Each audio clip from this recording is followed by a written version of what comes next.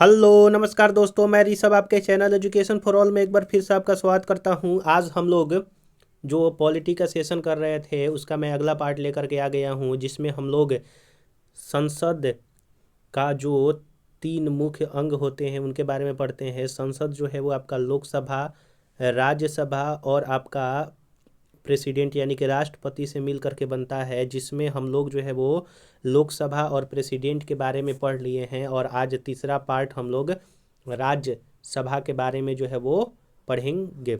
इससे पहले वाले वीडियो में मैंने लोकसभा से संबंधित जितने सारे थ्योरी और क्वेश्चन आंसर अलग अलग एग्जाम में पूछे गए हैं सारा का सारा करवा दिया हूं। अगर आपने उसको नहीं देखा है तो आप प्लेलिस्ट में जा करके देख सकते हैं। अगर आप बिहार एसएससी का तैयारी कर रहे हैं तो उसके लिए मैं हर रोज़ 50 क्वेश्चन जीके का जो है प्रैक्टिस सेट करवाता हूँ, आप उसको जा कर के देख सकते हैं। तो आज हम लोग जो है वो राज्यसभा से संबंधित जो है वो थ्योरी और कुछ क्वेश्चन आंसर देखने वाले हैं। तो चलिए हम लोग जो है वो स्टार्ट करते हैं। संसद के उच्च सदन को जो है वो राज्यसभा कहा जाता है, यानी कि जो अपर हाउस होता है वो राज्यसभा होता है और जो लोअर हाउस होता है उसको लोकसभा कहा जाता है। इन सदन की अधिकतम संख्या 250 निर्धारित की गई है। अनुच्छेद 80 के अनुसार राज्यसभा राज्यों और संघ राज्य क्षेत्रों के 238 से अधिक निर्वाचित जो अप्रत्यक्ष रूप से तथा राष्ट्रपति द्वारा मनोनीत 12 सदस्यों से मिल करके जो है वो बनेगी। यह आर्टिकल 80 में कहा गया है और इसमें जो राज्यसभा है इसमें 250 जो है वो अधिकतम संख्या रखा गया है। जो 238 है वो आपका स्टेट और यूटी को मिला करके सदस्य जो है वो अप्रत्यक्ष रूप से चुने जाते हैं। वहीं राष्ट्रपति द्वारा जो है वो 12 सदस्य मनोनीत किया जाता है। वर्तमान में 12 मनोनीत और 233 निर्वाचित सदस्य सहित राज्यसभा में कुल जो है वो आपका 245 सदस्य हैं। तो वर्तमान के अगर परिप्रेक्ष्य में पूछेगा तो मनोनीत 12 करते हैं राष्ट्रपति और 233 जो है वो आपके निर्वाचित है और वर्तमान में 245 सदस्य हैं राज्यसभा के।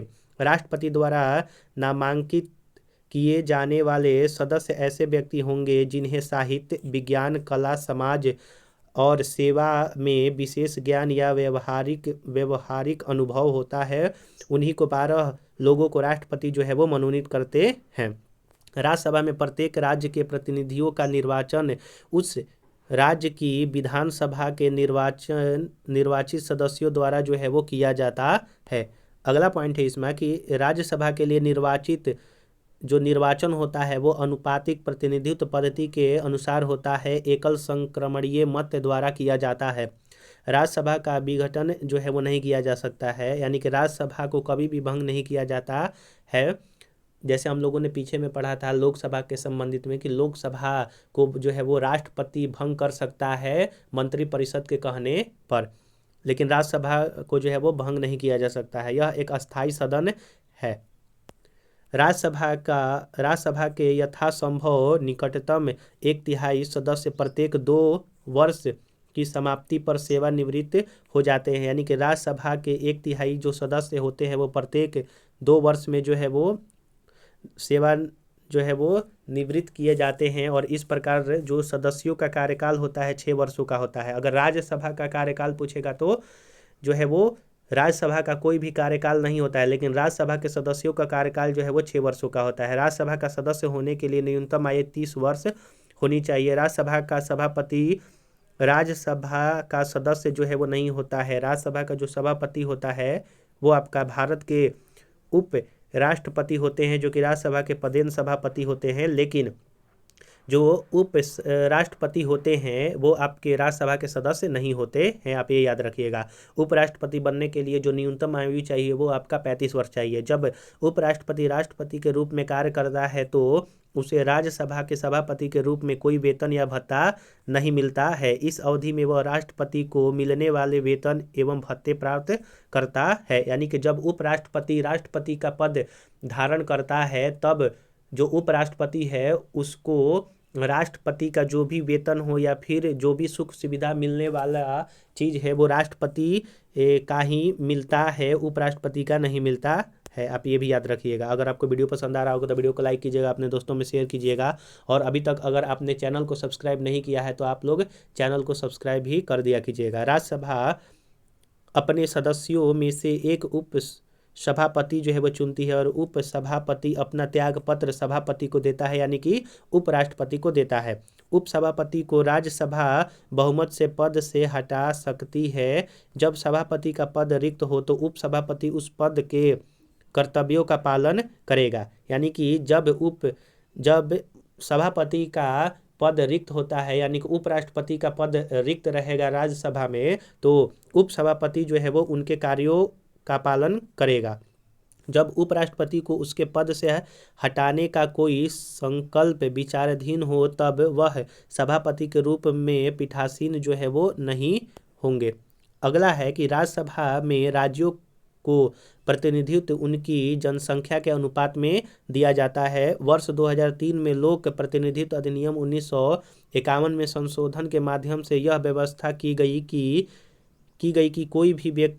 कोई भी व्यक्ति राज्यसभा के लिए कहीं से भी चुनाव लड़ सकता है, चाहे वह किसी भी राज्य के संसदीय क्षेत्र का पंजीकृत मतदाता हो। यानी कि 2003 में 1951 का लोक प्रतिनिधित्व अधिनियम में संशोधन करके यह कहा गया कि जो राज्यसभा का चुनाव है, कोई भी व्यक्ति जो है वो किसी भी स्टेट या फिर किसी भी संसदीय क्षेत्र से जो है वो आपका लड़ सकता है। जरूरी नहीं है कि जिस संसदीय क्षेत्र में उसका पंजीकृत किया गया है उसी संसदीय क्षेत्र से लड़ेगा, वो जो है वो कहीं से भी लड़ सकता है। अनुच्छेद 312 के तहत अखिल भारतीय सेवाओं का सृजन राज्यसभा की एकांकित शक्ति है। भारत के संघ राज्य क्षेत्रों में से मात्र 3 यानी कि दिल्ली, पुदुचेरी और जम्मू कश्मीर संघ राज्य क्षेत्रों के प्रतिनिधित्व राज्यसभा में शामिल होते हैं। यानी कि आर्टिकल 312 के तहत जो अखिल भारतीय सेवाओं का जो सृजन होता है वो आपका राज्यसभा की एकाशक्ति है, और भारत के जो संघ राज्य क्षेत्र होते हैं उनमें से सिर्फ 3 जो आपके संघ राज्य क्षेत्र है, दिल्ली, पुदुचेरी और आपका जम्मू कश्मीर, वो संघ राज्य क्षेत्र के प्रतिनिधि जो है वो राज्यसभा में शामिल होते हैं। तो डायरेक्ट क्वेश्चन पूछा जा सकता है कि राज्यसभा में कितने यूटी के सदस्य जो है वो शामिल होते हैं, तो 3। भारतीय संविधान की 4वीं अनुसूची में राज्यसभा के लिए राज्यों व संघ राज्य क्षेत्रों में सीटों का आवंटन का जो है वो प्रावधान उल्लेखित है। तो कौन सा अनुसूची में? तो राज्यसभा का सीटों का जो उल्लेख किया गया है वो 4वीं अनुसूची में किया गया है। संविधान के अनुच्छेद 249 के तहत यदि राज्यसभा अपने उपस्थित एवं मत देने वाले सदस्यों के कम से कम 2/3 जो है वो 2/3 बहुमत से ऐसा संकल्प पारित करे कि राज्य सूची के किसी विषय पर जो है वो विधि बनाना राष्ट्रीय हित में आवश्यक है, तो संसद उस विषय पर विधि जो है वो बना सकती है, परंतु यह प्रस्ताव 1 वर्ष से अधिक समय तक अस्तित्व में जो है वो नहीं रहेगा।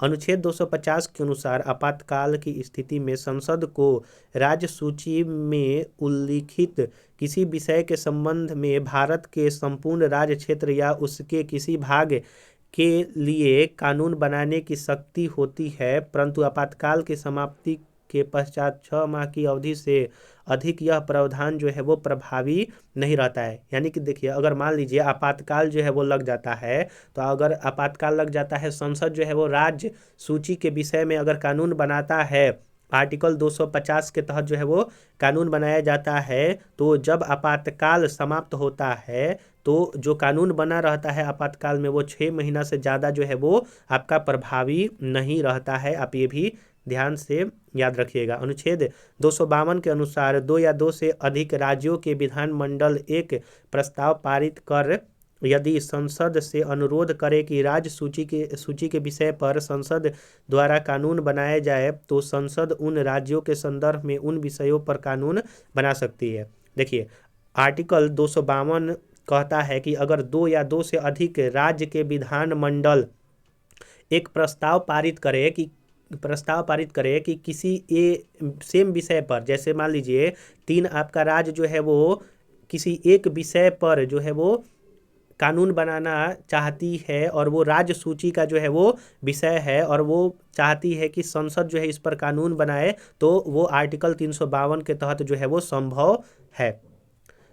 आर्टिकल 200 माफ़ कीजिएगा 252 के तहत, मैंने 352 कह दिया, 252 के तहत आर्टिकल 252 के अनुसार संसद को किसी अन्य देश या देशों के साथ संधि अथवा समझौता को लागू करने के उद्देश्य से किसी भी विषय पर कानून बनाने का अधिकार है। यानी कि आर्टिकल जो 253 कहता है कि संसद को किसी जो अन्य देश हो या फिर देश के साथ अगर संधि या समझौता को लागू करने के उद्देश्य से अगर कानून बनाना पड़े तो वो आपका आर्टिकल 253 के तहत जो है वो बना सकता है। तो हम लोगों ने यहाँ पर जो है वो आपका राज्यसभा से संबंधित जो है वो टोटल थ्योरी सेक्शन हम लोगों ने देख लिया। अगले वीडियो में हम लोग जो है इससे संबंधित अलग अलग क्वेश्चन जो है वो प्रीवियस ईयर में पूछे गए हैं उसका हम लोग क्वेश्चन आंसर करेंगे। तो अगर आपको ये वीडियो पसंद आया होगा तो वीडियो को लाइक कीजिएगा, अपने दोस्तों में शेयर कीजिएगा, और अभी तक अगर आपने चैनल को सब्सक्राइब नहीं किया है तो चैनल को सब्सक्राइब भी कर दिया कीजिएगा। अगर आप बिहार एसएससी की तैयारी कर रहे हैं तो उसके लिए मैं जो है हर रोज़ 50 क्वेश्चन जीके का जो है वो टोटल एक्सप्लेनेशन के साथ करवाता हूँ। तो आप जो है उसका प्लेलिस्ट में जा करके उसको देख सकते हैं। अगर आप लूसेंट से संबंधित अगर सब्जेक्ट वाइज जो है वो इम्पोर्टेंट क्वेश्चन देखना चाहते हैं तो मैं एक लूसेंट से संबंधित एक सीरीज चला रहा हूँ, आप जो है उसको जा करके देख सकते हैं, उसका भी प्लेलिस्ट जो है वो बना हुआ है। अगर आप किसी अन्य सब्जेक्ट की तैयारी करना चाहते हैं तो उसका भी प्लेलिस्ट बना हुआ है। तो चलिए हम लोग जो है वो अगले वीडियो में मिलेंगे, तब तक के लिए नमस्कार।